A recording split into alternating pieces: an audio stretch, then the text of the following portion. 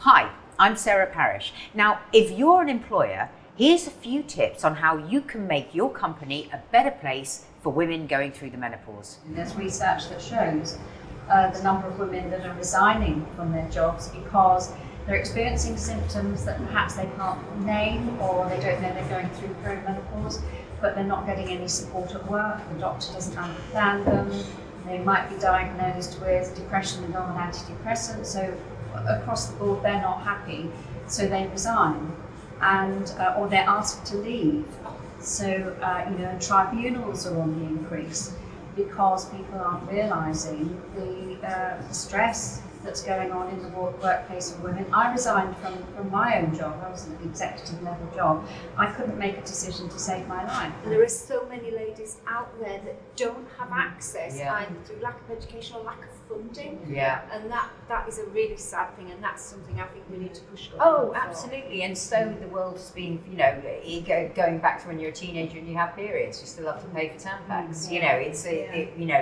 There's a world out there that needs exploring free healthcare for women without a shadow of a doubt. What we're all saying is that there needs to be way more understanding in the workplace. There needs to be an education. We need to educate people about the menopause. There are, certain people, I think, who's running a cafe? So my colleague set up a Menopause cafe, and we have it once a month. A Menopause cafe, I love because that. within our company there's quite a lot of women that fall into that age bracket, and quite a lot of successful, highly paid jobs. Yeah. And a lot of women were suffering, I think. So we set up this cafe once a month, and it's just a support group really. We just meet up. If you want to drop in, you can do, and we just share stories, tips. Do any men go? advice. No. They to mine. Yeah, Do they? Yeah, You've got one as well? yeah. We've only, I would say about 30 to 40% were men, which is brilliant. That's amazing. Yeah, really, really good. And when they were on there, did they chip in? Yeah, there was some we didn't understand, we didn't realise. A lot of them were actually younger guys, in their kind of 30s, which is great because at least then they'll know what to expect when their partners kind of get to that stage. And also, we've got like line managers who are in their 30s who are managing women in their 50s. Yeah. So from that perspective, it was brilliant as well.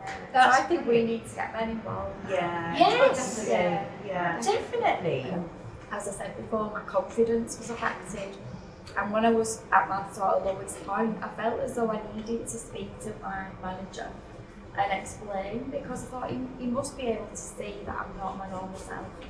And he's, a man in his 30s.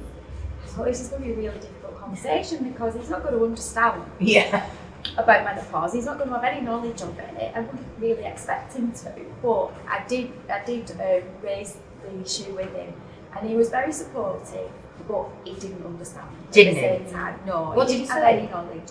He just said he didn't really know anything about it, but he could see that I was struggling, and he was there if I ever needed to talk, and if I ever needed any time. Take time. So he was very supportive, but he didn't understand. We're also trying to get the company to set up a menopause policy because we currently don't have one. Yeah. So we've Or menopause guidelines. we're really Yeah. sad with it. And what would that look like? What would that look like?